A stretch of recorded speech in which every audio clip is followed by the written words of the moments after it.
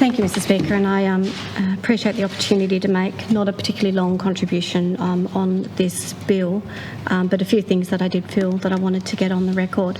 It has been a long time coming. We're very pleased to see that it's here. I imagine we'll spend a fair whack of time in committee.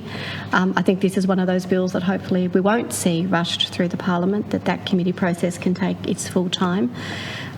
It's too important for us to put a time imperative on. That means that we guillotine it, so the earlier the minister can bring this on for a really in-depth debate is actually important for all of us here, and to give the upper house the time that they're going to need, because as I've all said, it's taken a while to get here. Let's do this as well as we can, because whilst this won't be the be-all and end-all of where we stop, let's start from the best base as possible, and I think we have to see this as a base. So as has already been said, Labor will be moving a number of amendments, and others in the chamber have indicated that they'll be doing the same. And the focus of our amendments are really is that threefold thing. We do want to have that independent oversight. You have to measure how you're going if you're going to get really good outcomes. That's the only way that you can hold yourself accountable, not only to yourself, but to our local community and a broader international community, and I'll talk a little bit that in a minute. Because the other two things that we're really focused on, the need to protect those who are more vulnerable, and to set out clear plans as well for a just transition. I want to talk a little bit about examples of just transition and how that works. I was very fortunate. So I was starting, one of the things that the new incoming Australian government has had to do has work substantially with our Pacific neighbours to build relationships, to foster that partnership that we've historically had, that working together as we share the Pacific region.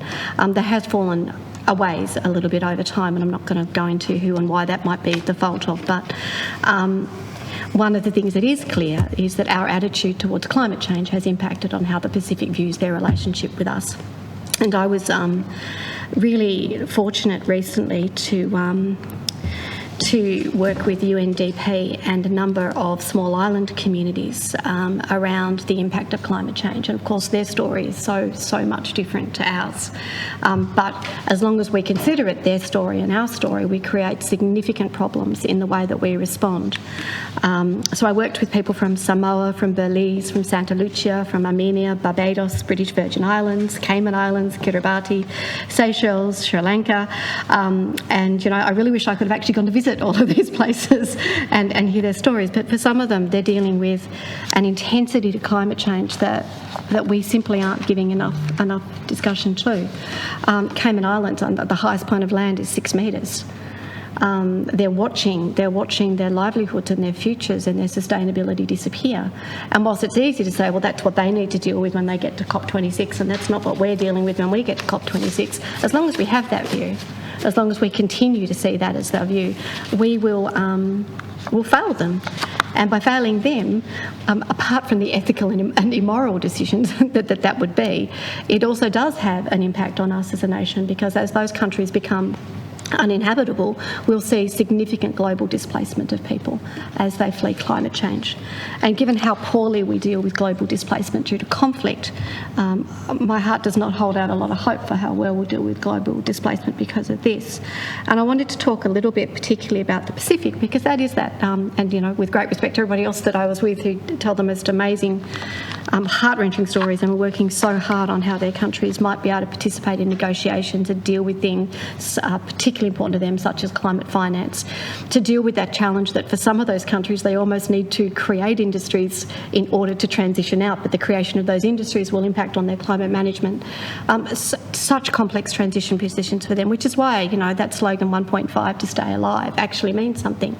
That goes back to where I think some of our relationship might have fallen apart from that, and everyone would remember that that situation where the mic was on and federal ministers were seen to be joking about the climate, the increasing sea levels in the Pacific, and I think that sort of stuff did not place us well, and further actions of not working with them made it pretty hard as well. So it's actually been since the 1980s that I can recall, and probably earlier, but the 1980s, that the Pacific region has been calling out and sounding the alarm about the impact of global warming, and it's been a significant challenge for them for some time. We've got, it's not that we don't don't know this. We've got areas of the Australian National University, the Crawford Policy School. There's a whole host of people who are working on what's happening in the Pacific, and yet we've, as a nation, been pretty rough on it. So these are some of the lowest emitting nations in the world. Very close to us, who is not one of the lowest emitting nations in the world. I do have to check, Minister, you might better tell me, are we 14th highest emitter at the moment, Australia? I couldn't tell you. 102? 14th out of... Make a note of it and cover it in my summing up. Thank you. That would be great if you could, about where we sit within that, because that's actually kind of frightening. There's some of the lowest emitting nations in the world, and yet they are bearing the full brunt of climate change. So the rising sea temperature is causing sea level rising. We're seeing the melting ice sheets. But what happens to them is that they're low-lying, and let's be honest, most of it's low-lying, coastal areas. So their aquaculture industries are being impacted. Their low-level farming side is being interested, their coastlines, their family lands and houses, and their sacred sites. And when you understand a bit about the Pacific, you know how important those island communities view those places. So the very fabric of both their economic and their social engagement is being ripped apart. So when they look at countries like Australia, who up until now have not been saying the sort of things that they need to hear and doing the sort of things that they need to see being done, it's no wonder that our relationship with the Pacific has been fragmented. They're also having hotter days and nights, and whilst it's always lovely to go to a Pacific island for a holiday, the reality is that the longer days and longer nights are causing hardship. They're causing health problems. They've had longer droughts, bigger floods, saltwater intrusion into freshwater lenses, bleached reefs, storm damage, and all of that mean they're getting enough food, fresh water and shelter. And maintaining health and wellbeing is becoming increasingly hard. So when we talk about how distressed we might be about climate change, I think many people living in suburban Australia do so in a theoretical way. These people live it every single day, and it is up to governments to not only respond to these challenges but lead our nation in that response, so that we all do the right thing and make those stronger steps towards it. So I did just want to talk a little bit about that. Given my portfolio of women, I wanted to talk about the climate change impact on women and girls and the gendered impact of climate change, because climate crisis is not gender neutral, and there's been a truckload of research, but in order to limit it for today, I just want to talk about what the UN is saying about how women and girls experience greater impacts of climate change, which amplifies that existing gender inequity and inequality, which poses to them actually quite a unique threat to their livelihood and their health and their safety. So what we do know is that across the world, women actually depend more on and yet have less access to natural resources. That's just a feature of many countries. And in many regions, they bear a disproportionate responsibility for the responsibility to secure food, to secure water. And agriculture is the most important employment sector for women in low and middle income countries. So during periods of drought, during periods where, the crazy rain, women as agriculture workers and primary procurers actually have to work harder to secure their income and resources, and that puts pressure on girls, and then we then see girls leaving school, and so the cycle continues and gets harder and harder. It's a threat multiplier. And that means that it escalates the social, political and economic tensions in fragile and conflict-affected settings. So as climate change drives conflict across the world, which it does, because it's an economic imperative, and economic imperatives often lead to conflict, we do see that women and girls face increased vulnerabilities to all the forms of gender-based violence. So along with that climate conflict comes conflict-related sexual violence, human trafficking, child marriage and other sorts of violence. And when disasters strike, the reality is that women are less likely to survive, and they're more likely to be injured due to the long-standing gender inequalities that have created disparities in information, in mobility, in decision-making and access to resources and training and knowledge. And then it's harder for them to get access to relief and assistance, which then further affects their livelihood, well-being and recovery, and so we get that cycle going on and on and on. Their health is endangered by climate change and disasters, because that also limits access to services and healthcare and increased risks to maternal and child health. And we are seeing that it's actually, it's not something that people talk about, but UN research indicates that extreme heat increases the incidence of stillbirth, and climate change is increasing the spread of vector-borne illnesses such as malaria, dengue fever and the Zika virus, which of course are linked to worse maternal and neonatal outcomes. So they're not things that we're immune from. They're not things that we're immune from. And there, of course, we do know that even for women, these impacts are not uniform. And if you look at through the lens of intersexual feminism, and there is a lot of research in this as well, the way which various forms of inequality often operate together and then exacerbate each other. It's clear climate change risks are acute for Indigenous and Afro-descendant women and girls, older women, LGBTIQ+ people, women and girls with disabilities, migrant women, and those who live in rural, remote and conflict-prone areas. So it is really important to recognise that this does have a gender lens, and that gender lens does need to be reflected for us. The second thing that I wanted to talk about, and I'll go reasonably quickly through this because I know that there may be other members wishing to speak, is around the issue of just transition, the just transition to a low-carbon economy. And there are a lot of people who are very frightened about what the phrase just transition means. You talk to people who work in resource sectors and they say, well, that means I can't be a miner anymore. That means I'm going to have to work in an office, and I can't work in an office. I don't have that skills. This is ridiculous. We have to lead the conversation around just transition. We have to take the responsibility, because you only get a really good conversation if all of the parties come together. But governments have to take this one on. So a just transition, and this is from some of the union background, because just transition is actually a union movement, an international union movement objective. It has been for some time, and they pushed it through Copenhagen, and as a result we're seeing more conversations around it. And a just transition means that to quote from this, that the burden of change that benefits everyone will not be placed disproportionately on a few. It means that those most vulnerable to change will be protected. It means that the process of change will increase social justice for workers, women, the poor and all oppressed groups. Such a just transition is essential to produce the broad and sustainable political consensus which is necessary to make climate protection policy work in the long run. The International Trade Union Confederation, which represents 170 million workers in unions all over the world, have campaigned for language embodying the just transition principle in the negotiating text which was achieved in Copenhagen before. And that language was submitted by Argentina and proposed as part of the shared vision. And the language that they used read, an economic transition is needed that shifts global economic growth patterns towards a low emission economy based on more sustainable production and consumption, promoting sustainable lifestyles and climate resilient development while ensuring a just transition of the workforce. Now, since then, that language has been in subsequent COPs has been bracketed, meaning that either at least one government or one entity has questioned it or opposed it. So there are still issues, and people are still really pushing towards this. But a just transition can be achieved through, says the ITUC, through socially responsible and green investment, local carbon development strategies, and by providing decent work and social protection for those whose livelihoods, incomes and employment are affected by the need to adapt to climate change, and by the need to reduce emissions to levels that avert dangerous climate change circumstances.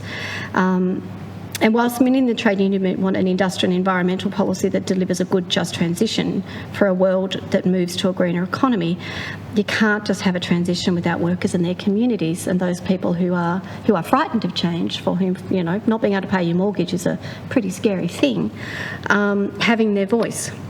So it requires investments to retain and create good jobs, to modernise industry, to provide education, training and assistance for workers and families. And they're going to be different in different countries and communities. And I think we're going to see that major public and private investment under those sort of long-term sustainable industrial policies around creating green jobs is going to be really important. And we're already seeing that being embraced. But we're also, if we need to take community with us. So the sort of elements that need to be included are that public-private investment, identification and advancement of the employment effects of climate protection, advancement planning to compensate for adverse effects, social protections, including those social safety nets, training and education for new careers, wider consultation on stakeholders, a diversification and climate change adaptation plan for every region and community at risk, protection for the economic life of communities, including those new energy technologies and economic diversification. The ITUC have also pointed out that that climate change is not gender neutral, so in any just transition you also need to have that impact around women, because what we do know in the 2004 Asian tsunami, it killed 4 times as many women as men. 4 times as many women as men.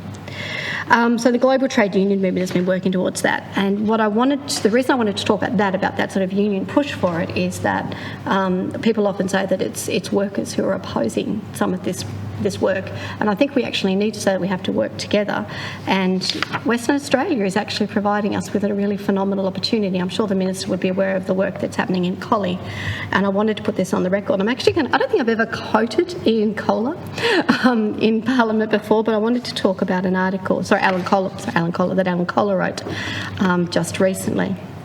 And it was in relation to the challenges in New South Wales and Queensland and Victoria, and particularly the people of Singleton at the time was what was driving his attention, that with the floods and the impact that they've had. And he said that they know that even after they clean up, the coal mines that have supported them and their forebears for years have a very dark future.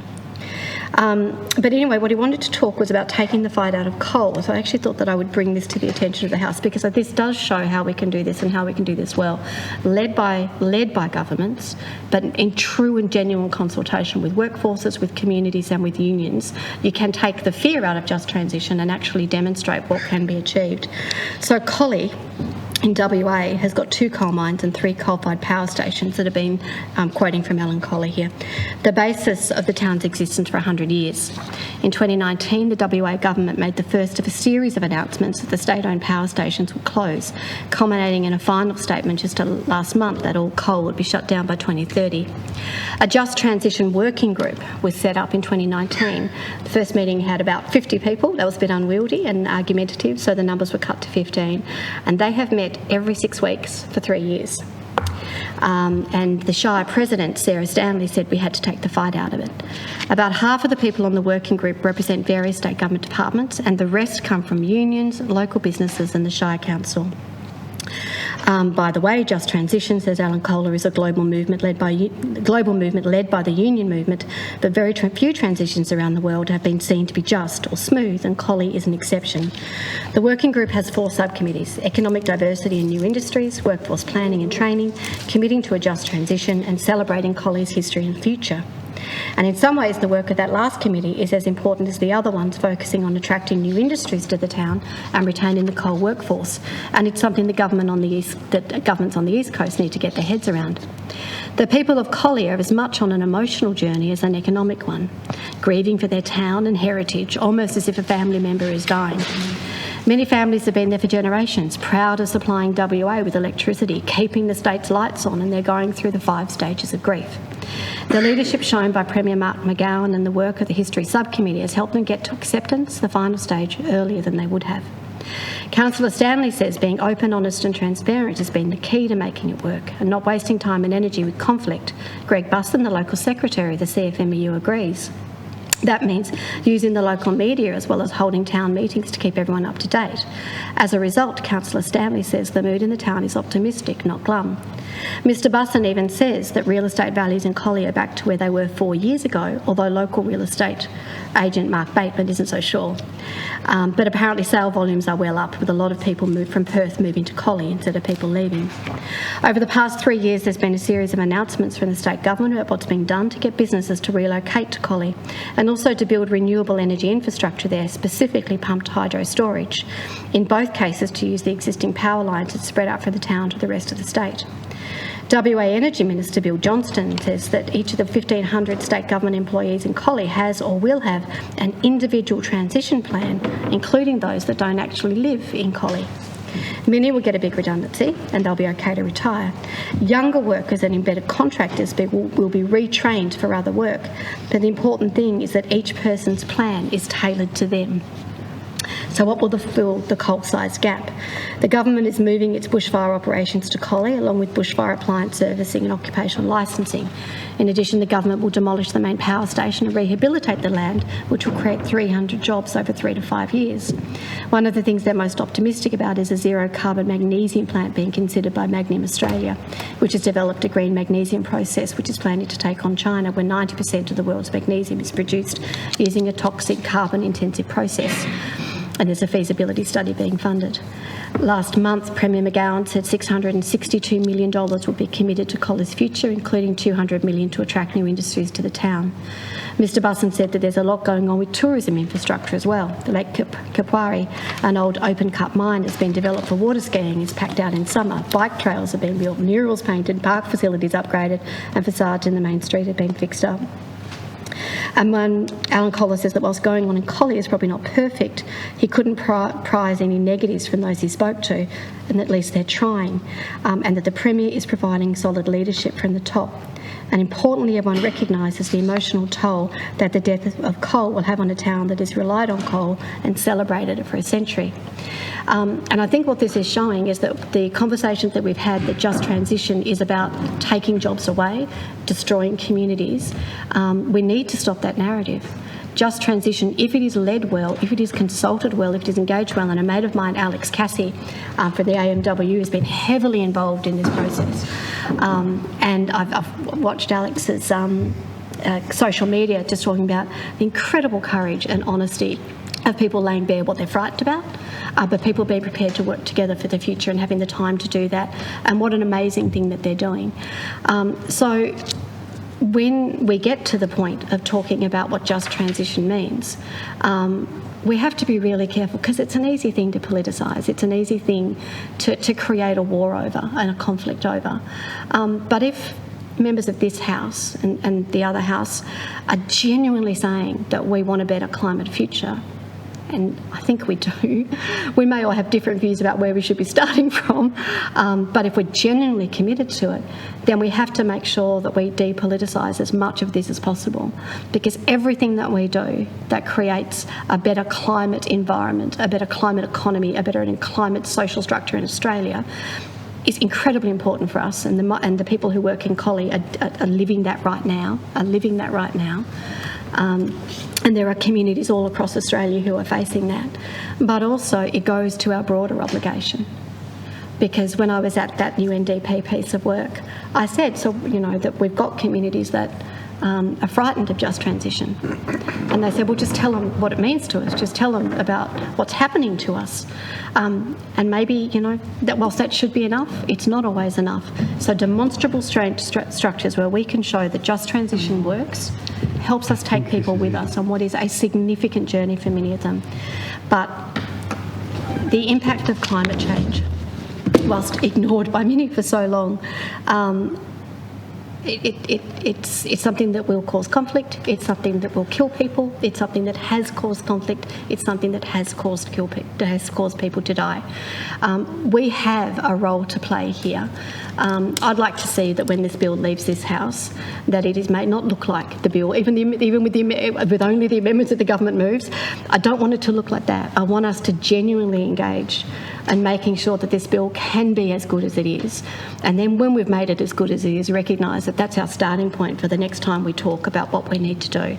And that is going to come by understanding the disparate impact of climate change, understanding that we need to protect vulnerable communities, and understanding that the way that we will have confidence in our own work in this is to have that independent measurement structure, so that we can say not only is this where we said we would be, this is when we've reached it, or even better, when we've gone better than that.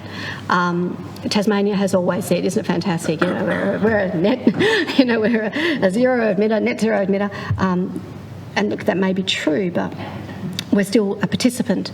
We are still part of a significant impact, not only on our community, but the broader community. We have to take responsibilities for that. And if we don't get this right, then those of us with children are looking at a future for them that is pretty bleak. And I don't think that there's a member in this House that wants to consign the future generation to a worse circumstance than we have now. That's right.